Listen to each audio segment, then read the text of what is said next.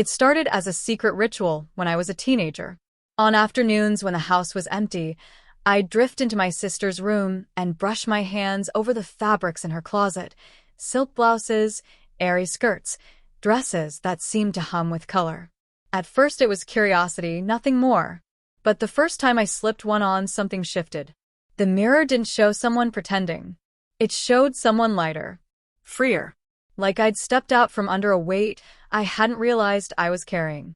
Outside those stolen moments, I locked that part of myself away. The world didn't seem kind enough to hold it. Friends joked carelessly. Coworkers thrived on rigid expectations. I learned how to present a version of myself that was neat, predictable, controlled.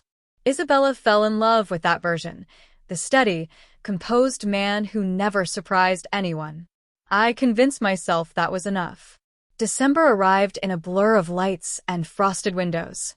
The city shimmered with decorations, evergreen wreaths on every door, music floating through cold air. I'd always loved the holidays, though they carried an undercurrent of tension I couldn't name. That evening, Isabella was at a Christmas party, and my apartment felt unusually quiet. Beige walls, a soft sofa, a small tree blinking patiently in the corner. I cradled a mug and let the silence settle until my phone buzzed. It was Lena.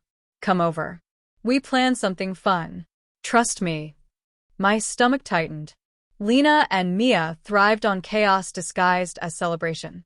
Their idea of fun usually meant surrendering control. Still, curiosity tugged at me, and before I could overthink it, I agreed. By the time I reached their place, my pulse had quickened. Lena flung the door open with a grin that was too knowing.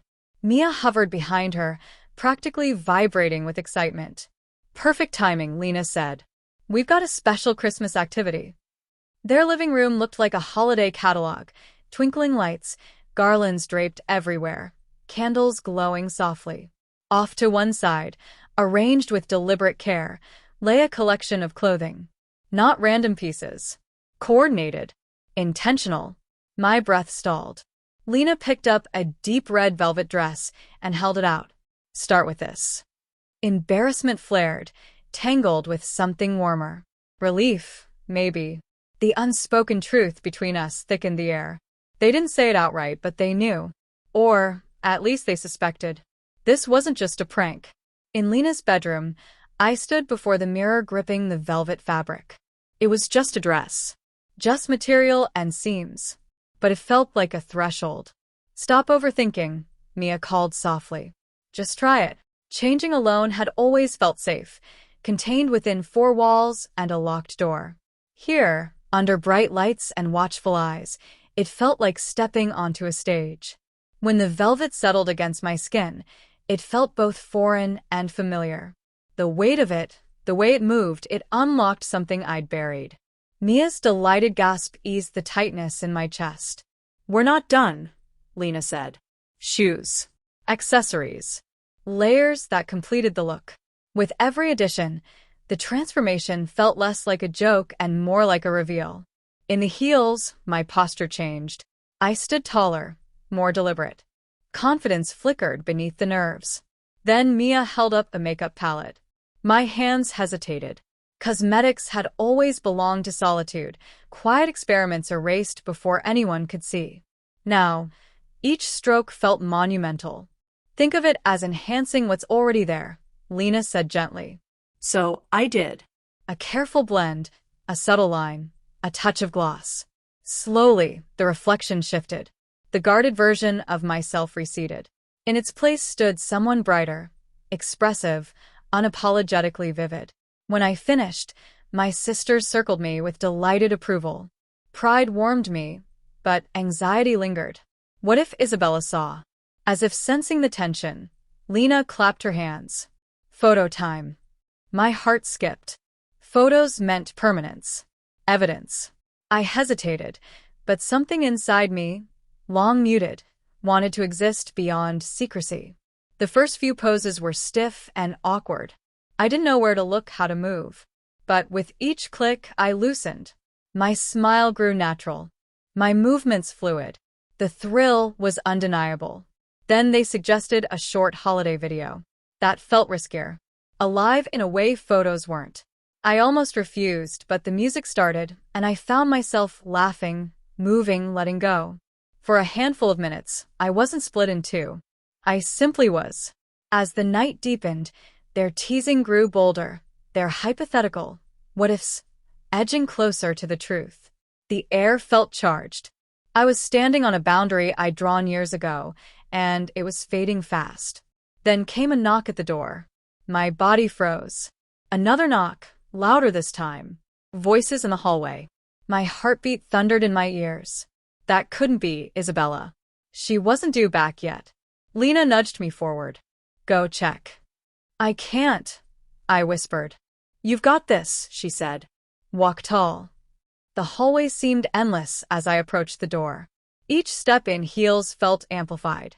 When I opened it, a woman in a bright red coat stood there, smiling as though she'd been invited to exactly this moment. Heard there's a holiday gathering, she said cheerfully. Thought I'd stop by.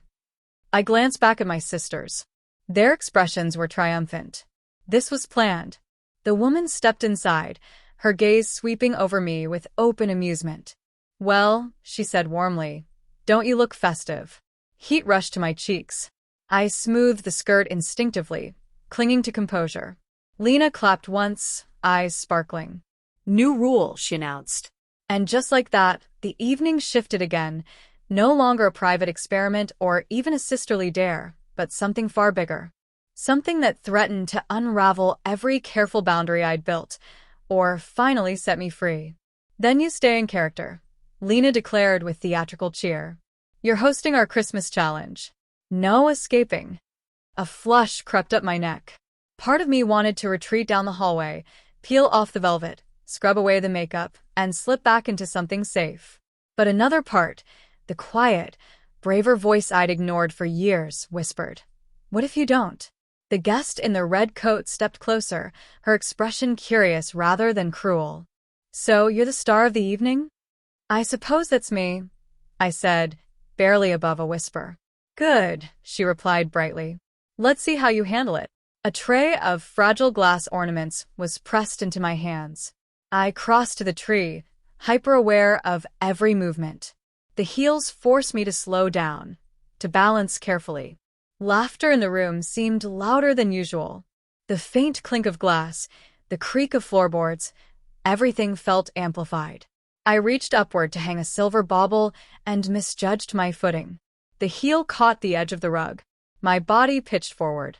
I grabbed at the tree to steady myself, but one ornament slipped free and shattered on the hardwood, scattering glittering shards. A sharp inhale rippled through the room, then a burst of laughter. Heat flooded my face. For a second, I wanted to disappear. Instead, I inhaled slowly, lifted my chin, and crouched to help gather the fragments. When I stood again, I moved with deliberate care. If this was a performance, I would finish it. The questions began, casual on the surface, pointed underneath. Do you do this often? Is this your thing? My answers stumbled awkwardly until Mia swooped in with a well-timed joke, turning the attention back to the holiday game. Still, the guest's knowing smile lingered. She sensed there was more beneath the sparkle and laughter. Time stretched. More small challenges. More playful dares. Smile after smile. My nerves tangled with a surprising exhilaration until I couldn't tell one from the other. Finally, Lena handed me a small, neatly wrapped box. Last round, she said. Open it, and keep your composure. Inside lay a delicate necklace, a silver chain with a tiny snowflake charm that shimmered in the tree lights. I hesitated only briefly before fastening it around my neck. The metal rested cool against my skin, grounding me in a way I didn't expect. There, the guest said softly. Now you belong to the moment. Her words struck somewhere deep. For once, there was no split between hidden and visible. No secret version tucked away. I was simply standing there, complete. Then footsteps echoed in the stairwell outside. A key turned in the lock. All the air vanished from my lungs. Lena and Mia exchanged electric glances. The door opened, and winter air rushed in with Isabella.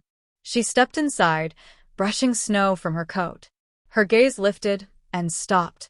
The room fell silent. Her eyes widened as they took in everything: the velvet dress, the heels, the styled curls, the subtle shimmer of makeup, the necklace glinting under the lights. Me. My heartbeat thundered, so loudly I thought everyone could hear it. Words jammed in my throat, thick with years of secrecy. There was no hallway to retreat down now. No locked door to hide behind. "Well," Lena said breezily, unable to resist. That reveal landed perfectly. Isabella moved further into the room, cautious, as though stepping into unfamiliar territory. "Ethan," she said quietly. My name sounded different, fragile, uncertain. Emotions crashed inside me: fear, hope, shame, relief. I wanted to explain everything at once: the teenage experiments, the private rituals, the sense of authenticity I'd never dared to share. Instead, all I managed was a small, trembling smile. "It's still me," I said. "Just more honest." She studied me. Confusion lingered in her eyes, but it wasn't sharp. It was searching. "I don't understand yet," she admitted softly, "but I'm willing to." The possibility of understanding felt almost as overwhelming as rejection would have been. Behind me, Lena murmured, half playful, half serious, "No more hiding." I took a step toward Isabella. The fabric shifted around my legs. The necklace rested cool against my collarbone. The height of the heels kept my spine straight, anchoring me in this strange, fragile courage. The distance between us felt immense and bridgeable. Her expression softened further, something warmer flickering beneath the surprise. I drew a steady breath, ready to finally tell her everything. The doorbell rang. The sharp chime shattered the stillness. Lena's eyes sparkled with renewed anticipation. Isabella startled, glancing toward the door, then back at me. Tension returned, electric and unresolved. The bell rang again, followed by a familiar laugh from the hallway outside. Someone else had arrived. Someone curious. I remained where I stood, suspended between terror and liberation. The life I'd carefully constructed was already unraveling. There was no slipping quietly back into it.